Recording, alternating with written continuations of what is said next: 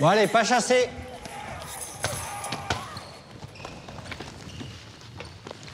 Tu regardes quoi là? C'est une série, ça, mon frère. Oh là là, c'est gore. Moins de 16 ans quand même. Tu sais, moi j'ai beau savoir que c'est des effets spéciaux, ça me fait bien flipper. Ah bon? Ah ouais. Pas toi?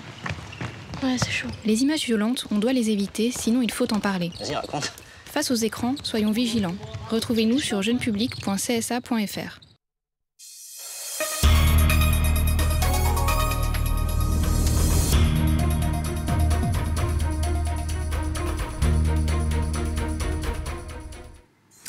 Dans l'actualité ce soir, le ras-le-bol des parents d'élèves du collège Félix Éboué de Petit-Bourg.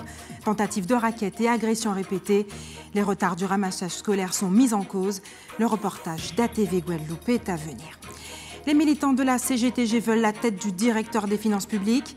Ils réclament le départ de Pascal Roté, en poste depuis 5 ans. En cause, ses méthodes managériales qualifiées par les grévistes d'inadaptées et de dictatoriales. Et les étudiants du camp Jacob à la découverte de l'identité urbaine pensée par les élites.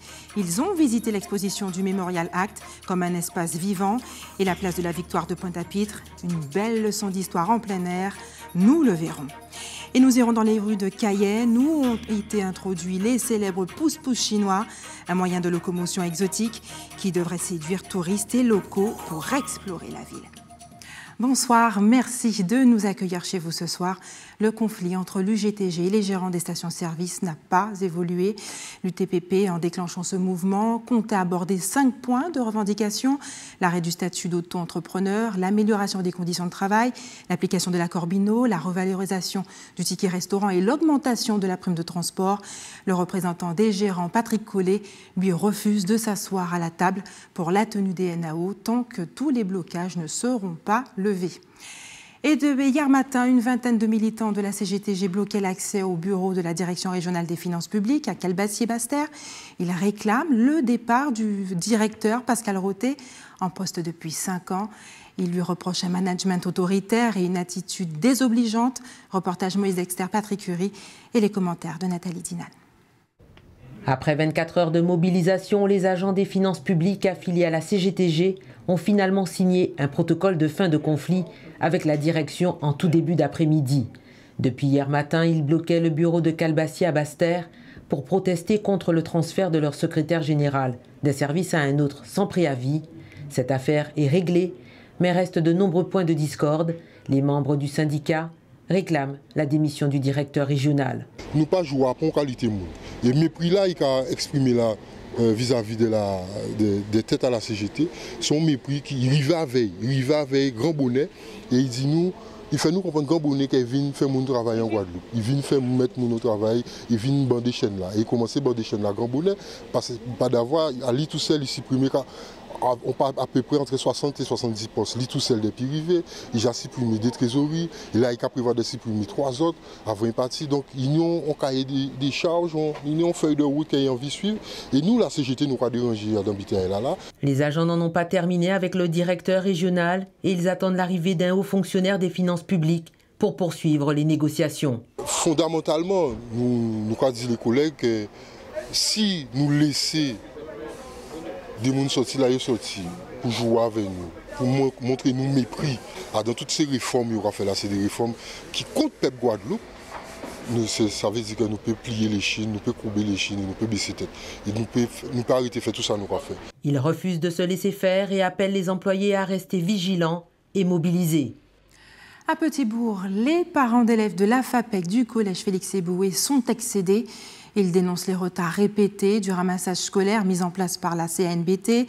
Les enfants seraient régulièrement la cible d'attaques et de tentatives de raquettes. L'éclairage de Karen Diamin. Au collège Félix Éboué, parents et élèves sont excédés. Ils dénoncent la mauvaise gestion du ramassage scolaire. Ils arrivent en retard et donc on attend dans le parking. Et dans le parking, c'est dangereux. Et donc lorsqu'ils viennent nous récupérer, il est déjà tard. Et lorsqu'on va chez nous, on arrive vers 18h et on n'a pas tout le temps. On n'a pas le temps pour faire nos leçons et tout. Est-ce que ça t'inquiète le soir quand tu rentres et que le bus n'est pas encore là? Oui, ça m'inquiète beaucoup parce qu'elle a Parce que là, un jour, il y avait des voleurs qui étaient venus. J'étais obligée de me cacher et mon père était venu me chercher. Pour se défendre, l'unique transporteur de la ligne met en cause plusieurs facteurs. Réseau routier encombré, route inadaptée, mais surtout, mise en place de nouveaux horaires par le rectorat. Les élèves, au lieu de sortir à 4 heures, on nous les donne à 4h30. Les mêmes bus sont prévus pour faire le circuit du lycée à 5h moins le quart. Donc vous comprenez bien que ça a une incidence sur le départ du lycée. Et ensuite, ces véhicules-là viennent pour faire le collège. Le collège sonne à 5h moins le quart. Donc si les bus arrivent à 5h25, on peut comprendre que c'est normal, mais ça peut arriver que les bus arrivent un peu plus tard. Des réponses peu satisfaisantes pour les parents d'élèves qui craignent le pire. On a déjà alerté. Tout le monde est au courant du problème. Tout le monde est au courant du problème. Malheureusement, ça traîne. Donc pour l'instant, on ne dévoile pas encore nos plans, mais on ne pense pas en rester là. Parce que nous, on a vraiment ce qu'on craint et ce qui risque de se produire, c'est qu'il y ait un incident grave, qu'une agression à l'image de ce qui s'est passé au niveau du lycée de Bainbridge. Et à ce moment-là, tout le monde va nous dire, tous responsables, on va mettre un t-shirt blanc, on va faire un défilé, on va faire des réunions. Mais malheureusement, le phénomène se sera déjà produit. Donc on veut prévenir, et là on en a marre. En attendant de trouver une meilleure gestion, les forces de l'ordre sont présentes à la sortie des cours pour assurer la sécurité des élèves. Maintenant, gros plan sur le calvaire que subissent les habitants de Gros-Morne-d'Aulay à Saint-Claude. Depuis 6 mois, ils sont confrontés à des coupures d'eau répétées. ATV Guadeloupe au cœur de votre vie quotidienne, avec ce reportage de Nathalie Dinan, de Moïse Dexter et de Patrick Curie. Depuis quelques mois, les habitants de Gros-Morne-d'Aulay subissent des manques d'eau au robinet très régulièrement, sans être informés ni du pourquoi, du comment, ni de la durée. D'où le ras-le-bol de la population. Nous avons compté exactement 27 jours depuis le 17 octobre où nous avons un maximum de 4 heures d'eau par jour, vraiment pas plus, ce qui pose vraiment un gros problème pour l'intendance des domiciles. Voilà. Donc nous n'avons pas encore su d'où ça venait, nous n'avons pas d'explication. Comme à l'accoutumée pour les Guadeloupéens privés d'eau, une organisation est mise en place au gré du temps pluvieux et des coupures tournantes. Je m'organise quand il y a de l'eau, je récupère de l'eau pour la maison, dans des seaux, dans des terrines, tout ce que vous voulez. C'est des coupures instantanément. On peut avoir de l'eau pendant une journée, on peut rester 2 jours sans de l'eau, ou bien on peut avoir de l'eau à 22 heures, puis le matin, il n'y a pas d'eau. Alors je trouve que c'est désagréable. Tous les moyens, même les plus insolites, sont bons pour aller puiser l'or bleu. Bon, depuis on est resté ici, on n'a pas de l'eau. On a bouger de l'eau en bouette. Il sera présent, on a de l'eau, toujours. Mais on sort de l'eau. Les riverains ont décidé de monter un collectif pour obtenir des informations concernant les causes d'une telle situation auprès des responsables de l'eau. En Martinique, nouvelle mobilisation des militants écologistes de la Sopamar. Ce matin, ils ont manifesté devant la mairie de Saint-Joseph. Les activistes s'opposent au projet de construction de logements privés et d'une résidence réservée aux seniors. Selon eux, le terrain concerné était destiné à des aménagements publics. Les précisions de Loïc Régis et de Michelet François d'ATV Martinique. C'est ce projet de construction que la Sopamar conteste. Le permis de construire délivré en 2014 comprend des logements et une résidence pour seniors. Selon le président de l'association, le terrain a été vendu dans des conditions obscures. Les militants se sont mobilisés ce matin devant la mairie de Saint-Joseph. On ne peut pas laisser aujourd'hui des constructions, illégales se faire par des autorités. Il n'y a pas les autorisations de l'ONF, il n'y a pas les autorisations de l'ADL concernant justement ce projet. Donc vraiment, moi je vais oser le dire, ça ressemble à une vagabondagerie organisée. Une action en justice est lancée par les militants. Selon eux, des documents seraient arrivés trop tard pour valider la vente du terrain. Et nous n'avons obtenu aucune réponse par rapport à ça du maire. Je lui ai posé encore la question. Comment se fait-il que le terrain qui est censé appartenir à la population de Saint-Joseph, arrive dans les mains de promoteurs? Et c'est ce que nous voulons savoir. Alors déjà, la loi dit clairement et nettement que lorsqu'il n'y a pas de DIA, en absence de DIA, que la vente est nulle. Donc nous voulons récupérer le terrain qui appartient à la population de Saint-Joseph, tout simplement. Le maire rejette les accusations des écologistes. Il aurait simplement validé la demande d'un promoteur pour la construction de logements. Il se dit prêt à se défendre. Pour un problème qui concerne le peut-être des difficultés à mettre en œuvre la vente et puis le chantier, s'ils n'ont pas respecté, mais le permis est signé et c'est à eux dans la justice, d'être en justice, et que nous aussi, nous prendrons notre avocat s'il le faudra. Un dossier épineux qui pourrait trouver son épilogue devant les tribunaux. Pour le moment, le chantier se poursuit. Restez sur ATV Guadeloupe dans une poignée de minutes. Le CHU souhaite inciter le personnel à signaler les erreurs médicales qui mettent en péril la sécurité des patients. Et puis découverte du pouce-pouce qui fait son apparition dans les rues de Cayenne. Voici une résolution qui devrait permettre d'améliorer la sécurité des patients au centre hospitalier. Le CHU a signé il y a quelques jours une charte d'incitation au signalement des événements indésirables. Elle permet tout simplement d'éviter les erreurs médicales. Reportage Linda Kayarsi. Comme tous les usagers qui souhaitent bénéficier d'une prise en charge, Marion se rend au bureau des admissions. Bonjour madame, voilà, je viens faire l'admission de ma cousine qui est hospitalisée en pneumologie. Voilà, donc le service m'a donné cette fiche à boromètre, c'est pour ma cousine Marie Dupont. Nom, prénom, adresse sont autant d'informations nécessaires. Donc dans l'immédiat, dans l'urgence, afin de pouvoir faire son hospitalisation, j'ai accepté de prendre les papiers, mais n'oubliez pas que vous me ramenez dans les délais les plus brefs, la carte de sécu, la carte de mutuelle, surtout sa pièce d'identité. Pourtant, une erreur peut vite arriver, notamment dans l'orthographe du nom du patient. Ah non, pardon, excusez-moi madame. C'est bien Marie Dupont. Le problème, c'est que donc Marie, ça s'écrit avec un Y et pas un IE à la fin, et Dupont, c'est un T et pas un D. Le formulaire d'admission est à refaire. Une bonne identification est primordiale pour garantir la sécurité des soins du patient. Lorsque, dès l'admission, on s'est trompé sur l'identité du patient, il faut savoir que tout au long de son séjour au CHU, ou alors même s'il vient qu'au niveau des urgences, il faut savoir que cela aura une incidence au niveau des examens, au niveau du suivi médical. Car enregistrer une identité, ce n'est pas juste un geste administratif. Il faut savoir que derrière, il y a toute une incidence médicale qui accompagne le dossier du patient. Un formulaire d'admission est un document obligatoire et standardisé par tous les hôpitaux. Au niveau de la direction qualité du CHU, nous accompagnons tous les secteurs d'activité de l'établissement, notamment la cellule d'identité-vigilance et l'autorité de gestion de l'identité, pour la mise en place de ces documents, je dirais, nécessaires à la prise en charge et pour mettre en face ce qu'on appelle les barrières de sécurité en matière de prise en charge. En résumé, une bonne admission et c'est une hospitalisation de qualité sans stress. En politique maintenant, François Fillon et Alain Juppé se livrent une guerre sans merci. Le maire de Bordeaux reproche à son adversaire de vouloir imposer un programme économique d'une très grande brutalité sociale.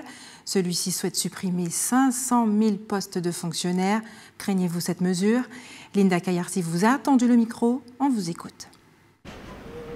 Je vous avoue que je ne fais pas de politique. Parce qu'on est trimballé de droite à gauche, milieu, machin, tantôt. Donc on préfère ne pas en faire. Bon, pour le moment, c'est qu'on dit où? En partie politique, François Fillon n'est pas exprimé rien. Parce que de toute manière, François Fillon, apparemment, il était sec quand il avait Sarkozy. Donc, politique n'a pas changé, c'est même politique là. Rien n'a pas changé. Alors, donc moi je dirais que pour les 39 heures, je suis d'accord, mais à condition que les employés soient payés 39 heures. Et pour la suppression des postes chez les fonctionnaires, je ne suis pas d'accord. Parce qu'il faut quand même qu'on assure un minimum de services publics. Et là, depuis quelques années, avec l'ouverture de l'Europe, les services publics ont tendance à, à diminuer. Et à la longue, ça risque peut-être même de disparaître. Et on va se retrouver dans des difficultés, je veux dire. Les gens n'auront plus à qui s'adresser, quoi, en fait. On passe une politique là, même, au niveau de ça. Mais on part quoi, le programme là très bon, même. Le programme là, on part quoi est bon. D'abord, il y aura une guerre des syndicats, c'est pas possible ce programme-là, ça. Et d'autre part, si le peuple choisit, il sera obligé d'appliquer. Donc le peuple n'a qu'à bien choisir. Et sachez qu'ATV diffusera demain en direct justement le grand débat sur les primaires qui sera diffusé dès 16h sur ATV Guadeloupe. Et puis la Guadeloupe va accueillir près de 150 jeunes de la Caraïbe ce week-end, des îles de Saint-Kitts et Nevis, dans le nord jusqu'aux 3 Guyanes de l'Amérique du Sud. tous viendront assister à une grande formation sur le leadership organisée par le Rotaract de Pointe-à-Pitre. Midji Verdol, bonsoir. Bonsoir Barbara. Merci d'avoir accepté notre invitation ce soir. Midji Verdol, vous êtes la vice-présidente du Rotaract de Pointe-à-Pitre et vous serez également la présidente de cette conférence. Alors pour ceux qui ne connaissent pas, le Rotaract est un club-service qui regroupe des jeunes de 18 à 30 ans. Il existe aujourd'hui plus de 7500 clubs dans 156 pays avec 170 000 membres. C'est énormissime. En quoi consiste ce réseau international? Quelles sont ses missions et ses ambitions? Alors le Rotaract, tel que son nom l'indique, c'est en fait Rotary in Action. Donc c'est un programme du Rotary qui a été institué donc, du coup, depuis la création du Rotary avec Paul Harris en 1968, si ma mémoire est bonne. Et en fait, il consiste à rassembler ces jeunes pour leur permettre de réaliser des actions positives pour leur communauté. Donc l'objectif, c'est de se retrouver, sans connaître forcément les personnes qui appartiennent à ce club, au dit club Rotaract de sa localité, et de s'entendre sur la mise en place d'actions positives pour la communauté. Donc c'est un club service, on s'entend pour aider son prochain, aider la communauté et faire de son mieux pour améliorer les conditions de personnes qui n'ont pas autant de chance que nous, que personnes normales, enfin quand je dis normales, pardon, que de personnes qui n'ont pas forcément les mêmes moyens, les mêmes opportunités également. Donc voilà, c'est essayer de porter sa pierre à l'édifice, tendre la main à l'autre et s'entraider entre nous-mêmes. Voilà. Alors les jeunes des autres pays de la Caraïbe, on attend environ 150 à 200 personnes. Absolument. Certains sont déjà arrivés même ce soir. Oui. Tous trépignent, j'imagine, d'impatience pour participer à ce séminaire sur le leadership. Il fait partie des événements phares de votre club. De quoi s'agit-il exactement? Parce que vous serez la présidente de cette conférence. Quelle est la thématique retenue? Alors, la conférence s'appelle District Leadership Training, DLT. Donc, c'est une conférence qui rassemble tous les clubs de notre district. Alors, on appelle district 70-30 la zone géographique à laquelle on appartient, qui s'étend, comme vous l'avez dit tout à l'heure, entre Saint-Kitts et les Trois Guyanes. Nous avons également invité Haïti et la Jamaïque, qui ne font pas partie de notre district. Donc voilà, pour pouvoir essayer de justement nous ouvrir et rendre ce projet, donner à ce projet une dimension internationale. L'objectif, c'est de se rencontrer pendant 4 jours autour de thématiques sur le leadership. Le leadership, c'est quoi? Qu'est-ce que le leadership? C'est s'élever professionnellement, aider à ces jeunes de trouver sa voie intérieure, c'est faire du développement personnel, leur faire prendre conscience de la notion d'engagement. Oui, je veux être au Rotaract, oui, j'ai envie d'aider les autres, mais qu'est-ce que c'est que l'engagement? Pourquoi je veux m'engager? Oui, je veux aider mon prochain, oui, je veux être un leader dans ma société, mais qu'est-ce que c'est qu'un leader? Qu'est-ce que ça englobe? Quelles sont les conséquences? Quels sont les impacts? C'est aussi, c'est beau en vitrine, mais c'est aussi très difficile dans la réalité. Donc, prendre conscience de toutes ces valeurs et aussi des valeurs du Rotary pour nous aider à nous élever. Parce que oui, on veut aider et on a compris que c'est en aidant que l'on grandit, mais il y a énormément de codes à apprendre autour de cela et on apprend justement à former ces jeunes pour leur donner plus d'outils pour évoluer dans leur vie et après justement utiliser ces outils-là au service de leur communauté respective, à la Barbade, à la Jamaïque, au Guyana, à Saint-Kitts et Nevis, ainsi de suite. Et aussi, sont-ils les leaders de demain? Absolument, parce que vous savez, parmi nos jeunes, il y a beaucoup de jeunes qui appartiennent au gouvernement de leur île. Il y a pas mal de jeunes qui sont déjà des médecins, des dentistes, qui occupent des postes de responsabilité. Moi-même, j'occupe des responsabilités assez importantes au niveau de projets que je porte à l'échelle caribéenne et également internationale. Et le Rotaract m'apprend énormément. Tout ce que je vis au niveau du Rotaract, ça me permet de faire un bond en avant pour la pratique de tout ce que je découvre dans ma vie professionnelle. Alors justement, beaucoup de personnes reprochent à ce club d'être un groupe fermé, réservé à une jeunesse dorée. Est-ce que c'est le cas et comment devient-on rotarien? Je ne suis pas une jeune issue d'une jeunesse dorée. Hein. Je pourrais le préciser parce que je viens d'une famille très modeste. Je me suis battue. J'ai toujours été quelqu'un qui avait envie d'apprendre, de s'élever, de faire la différence pour moi-même et aussi de tendre la main. Et je parle de moi, mais je ne suis pas la seule. Nous sommes plusieurs à être dans ce cas-là. Je pense que même vous voulez porter votre pierre à l'édifice, vous avez envie d'aider, de tendre votre main. Tout le monde veut être comme cela. Il ne s'agit pas d'une question d'être une jeunesse dorée ou autre. Effectivement, le Rotary, c'est quoi? Ce sont des professionnels qui ont choisi de mettre à contribution de la société leurs compétences professionnelles de façon totalement bénévole et caritative pour aider les choses à avancer. Et ils ont aussi créé un programme, donc, pour ne pas être trop donner l'image d'être les vieux qui font pour les autres. Ils se sont dit, pourquoi pas intégrer des jeunes dans ce programme-là et les inciter dès leur jeune âge à rentrer dans ces rouages et aider dès leur jeune âge. Donc, d'où l'idée du Rotaract, 18-30 ans du Rotary. Et donc, du coup, ils nous parrainent, ils nous guident, ils nous accompagnent jour et nuit, c'est vraiment le cas. Et ils nous apprennent en fait, à avancer dans la vie. Et ils nous donnent des outils. Et donc, effectivement, ça a l'air d'être fermé parce que c'est un système de cooptation. Donc, il faut être parrainé, il faut être guidé. Et puis aussi, c'est une question de valeur. Au regard de tout ce que nous disons, faisons ou pensons, est-ce la vérité? Est-ce loyal de part et d'autre? Est-ce susceptible de générer la bonne entente et les bonnes relations? Est-ce bénéficiable profitable à tous les intéressés? Voilà, ce sont des valeurs que nous devons défendre et en fait, on doit s'assurer que les personnes qui rejoignent ce club, cette association, cette organisation internationale, portent ces valeurs pour appartenir au Rotaract ou au Rotary. Donc, tout le monde peut appartenir au Rotary dès lors qu'ils portent en eux ces notions-là. Midji Verdol, merci d'avoir accepté de répondre à nos questions ce soir. Merci encore. Est-ce que les questions environnementales font partie des préoccupations du Rotaract? Absolument. Nous nettoyons des plages, nous faisons pas mal de choses intéressantes comme cela. Donc oui, absolument, oui, ça nous intéresse. Alors un séminaire sur les conséquences du changement climatique dans les Antilles françaises a eu lieu aujourd'hui à l'Université des Antilles. Il a été financé, ce séminaire, par le FEDER. Ce projet s'adressait aux collectivités territoriales et aux associations impliquées dans la gestion du risque. On écoute la réaction de Narcisse Zaïbo, directeur de laboratoire de recherche en géosciences et énergie, interrogé par Isabelle Hameau. On écoute.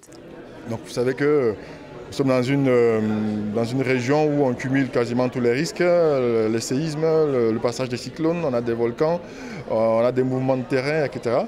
Donc en contexte changement climatique, ces risques ou ces aléas et leurs conséquences vont sûrement être amplifiés. Donc il s'agit donc de pouvoir quantifier tout cela et le traduire en des termes opérationnels, parce que le but du jeu, c'est quand même de produire des résultats qui sont utilisables par la population et par les collectivités, le traduire en termes d'indicateurs d'adaptation au changement climatique, voilà, pour l'aide à la décision des politiques, pour faire de la médiation scientifique dans les écoles, pour le grand public, etc., pour les sensibiliser donc, au changement climatique. Donc l'idée, c'est de pouvoir anticiper un peu les conséquences de façon à les réduire en fait. Là, il est prévu, d'après les études faites par le GIEC qui ont été affinées par Météo France, que les éléments, les cyclones les plus puissants vont avoir une fréquence beaucoup plus courte, par exemple. Voilà. Et donc, voilà, comment se préparer, par exemple, pour la prochaine saison cyclonique.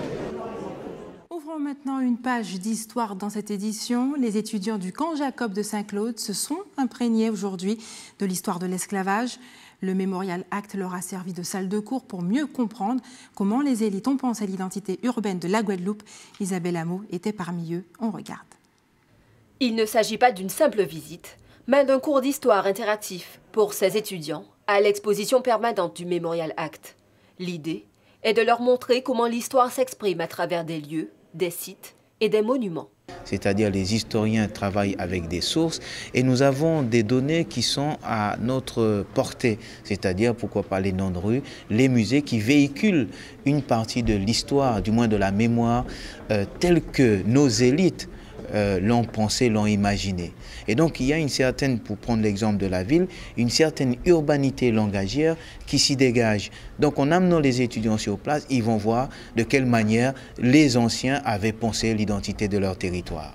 Projet pédagogique innovant, leur permettant de sortir des murs du camp Jacob et des cours magistraux, et où il est plus facile de comprendre les temps forts de l'histoire de l'esclavage, une méthode d'enseignement à laquelle ils adhèrent. Ça me permet non seulement de mieux comprendre le cours, mais de comprendre aussi l'espace dans lequel je vis, comment ils aménagent le territoire pour qu'on puisse se rappeler des siècles après, que s'est-il passé. Par exemple, ils ont créé le Mémorial Act sur l'ancienne usine de Darboussier. C'est assez intéressant et franchement, ça enrichit vraiment le cours. Lorsqu'on est en Corée, on a très peu de documents, alors qu'ici, en fait, on est en live, on a des monuments, on a des vidéos, comme la vient de le dire, donc pour nous, ça nous permet de mieux comprendre. C'est plus concret? Exactement, voilà, c'est beaucoup plus concret ici que lorsqu'on est en Corée. Les étudiants devront à leur tour explorer leur espace urbain pour tenter d'établir une représentation de leur identité. Le taxi vélo, aussi connu sous le nom de Pousse-Pousse, débarque en Guyane. À Cayenne, une société a inauguré son parc hier. Les touristes pourront ainsi visiter la capitale et ses alentours, moyennant une quinzaine d'euros. Jonathan Lariot a assisté au premier tour de roue ce matin. On regarde. Vagnola se rend à son cours de code, sans moyen de déplacement. Aujourd'hui, elle opte pour une manière de se déplacer assez inhabituelle. C'est en pouce-pouce qu'elle décide de se rendre à destination. Entre le vélo et la voiture, le cyclo-pouce sillonne déjà les rues de Cayenne. Le système de pouce-pouce, il est très bien, surtout pour les femmes enceintes, les personnes âgées ou pour ceux qui veulent découvrir la ville, les touristes. Non, moi je trouve qu'il est très bien. Pour les gens qui n'ont jamais eu l'occasion de voyager et de voir ce genre de transport, eux, là, maintenant, ils peuvent le prendre et voir que c'est assez marrant. Hein. Il y a certaines personnes à qui ça fait plaisir, oui. Pourquoi?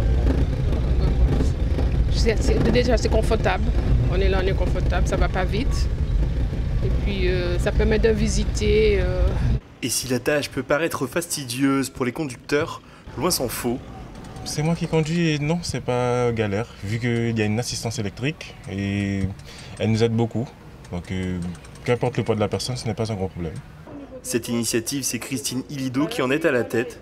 Charmée par ce genre de transport qu'elle a connu dans ses différents voyages, elle n'hésite pas et ose. Le cyclo-pouce Z voit alors le jour.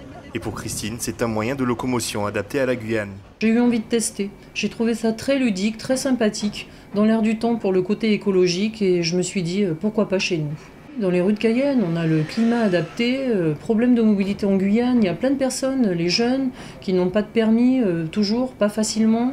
Les moyens de transport en centre-ville même, c'est pas toujours évident pour se déplacer. Au-delà du grand public, d'autres structures font déjà preuve d'un intérêt certain envers ce moyen de locomotion.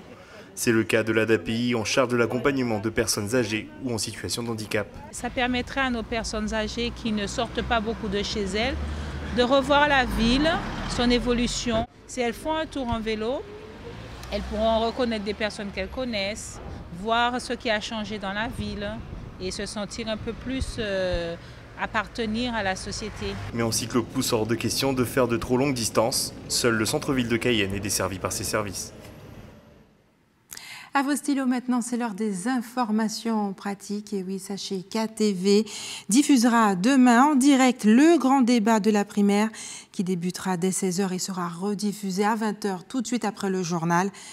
Et enfin, l'information suivante, c'est que l'établissement français du sang vous donne rendez-vous demain au lycée des droits de l'homme de Petit-Bourg de 8h30 à 13h. Et enfin, si vous êtes témoin d'un événement, n'hésitez pas à nous contacter au 0590 60 11 2 fois ou à nous envoyer un email avec vos informations et indiscrétions à rédaction@atv.gp. C'est la fin de notre édition locale et régionale. On se retrouve dans un court instant pour le rappel des titres.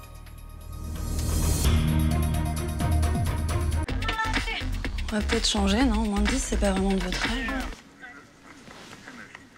Ça vous a pas paru un petit peu bizarre, le garçon qui embrassait toutes les filles, là? On avait pas mal de copines, non? Ouais, tu te laisserais, toi, attraper par les cheveux comme il faisait? Bah non, jamais de la vie. Je sais pas, tous les garçons qui applaudissent autour, c'est franchement... au secours. Les images choquantes, on doit les éviter, sinon il faut en parler. Pourquoi, à ton avis? Face aux écrans, soyons vigilants. Retrouvez-nous sur jeunepublic.csa.fr.